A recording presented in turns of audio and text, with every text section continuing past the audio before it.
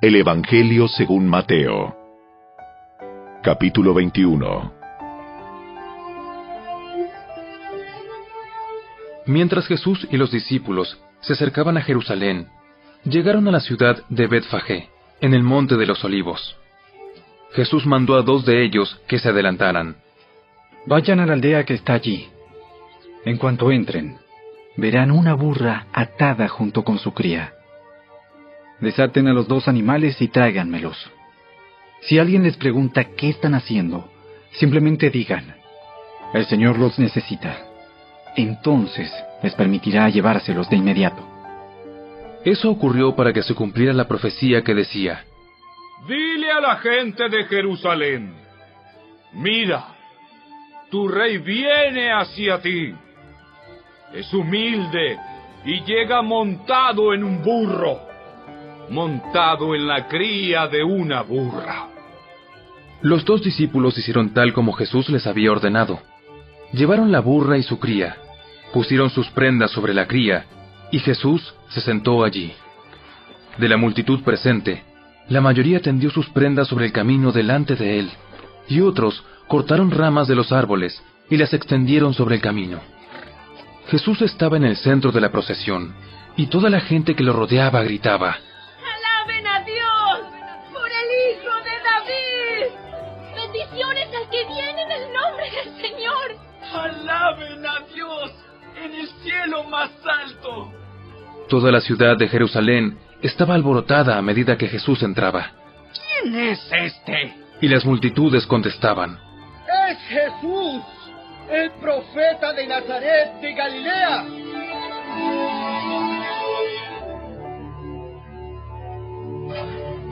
Jesús entró en el templo y comenzó a echar a todos los que compraban y vendían animales para el sacrificio.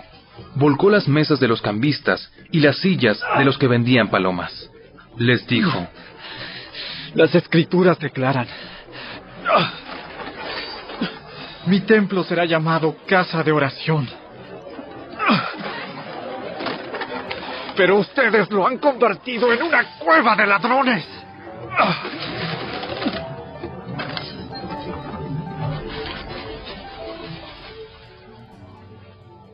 Los ciegos y los cojos se acercaron a Jesús en el templo, y él los sanó.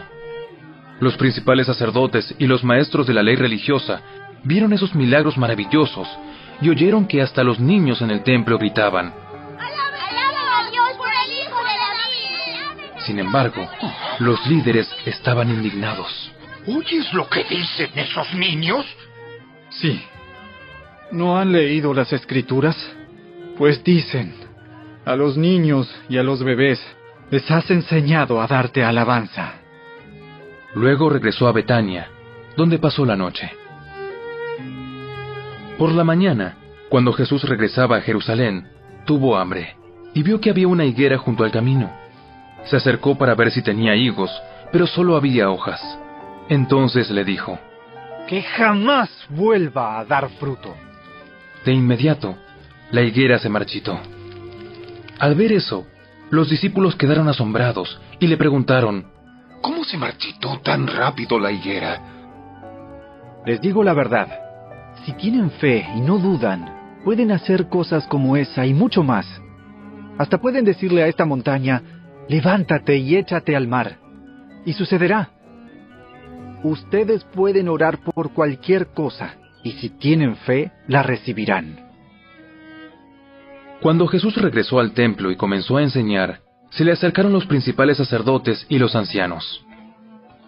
¿Con qué autoridad haces todas estas cosas? ¿Quién te dio el derecho? Les diré con qué autoridad hago estas cosas si me contestan una pregunta.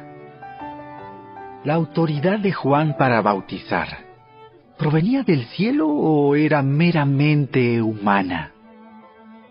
Ellos discutieron el asunto unos con otros. Si decimos que provenía del cielo, nos preguntará por qué no le creímos a Juan.